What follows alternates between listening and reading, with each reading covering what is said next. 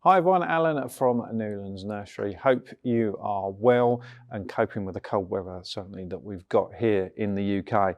So what I'm going to do today is something for inside, something to do inside, sow some stuff that actually you can keep inside and start cropping inside. So it's sowing some lettuce, which we can put on the windowsill.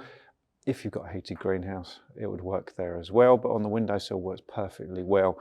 And these grow nice and quickly, so you can get some fresh greens in the winter months, which is really, really nice. So what I want to do first is, I've got a cell tray here.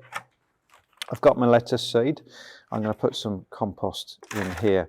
Wouldn't have to be a cell tray, because we won't necessarily pot these up. We might actually crop the lettuce and pick the lettuce from actually straight from here. So you could put it on the windowsill in the kitchen.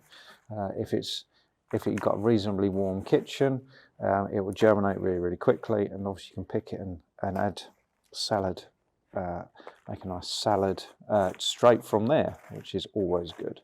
Okay, so I'm filling the cell tray, tapping it down, making sure you can see in this corner here and here, it's sunk a little bit because of air gaps. So I'm just literally going to fill that up.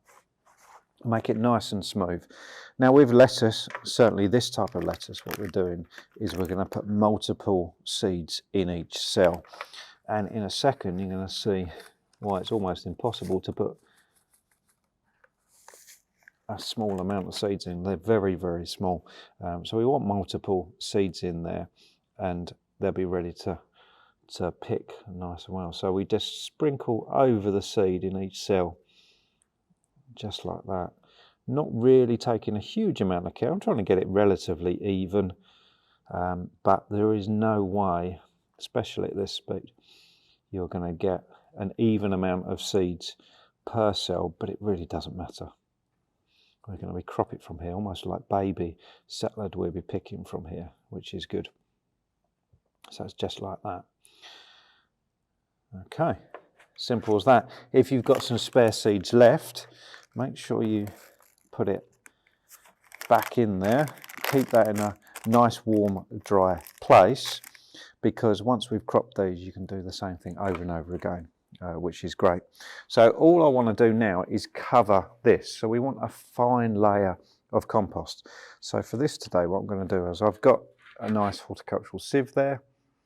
There are some big lumps in this compost, some bark and things like that. So we don't really want that on there. So I want to make sure we don't get any big lumps. So I'm just going to sprinkle over a fine layer of compost. And you can see, if we look inside the sieve, you can see these are the bits we don't really want in there. Okay, so we just want a nice thin layer just over the top of the compost. Okay, it's not something you have to be super precise with, but a thin layer will help the seeds. There's no doubt about that. Then what we're going to do is give it a good watering, put it, like I said, in a nice warm place.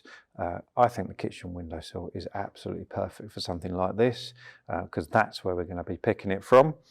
And to help it germinate, to speed things up a little bit, and actually reduce the amount of work, because it will keep the moisture levels in the cell a bit better, a greenhouse lid works really, really well.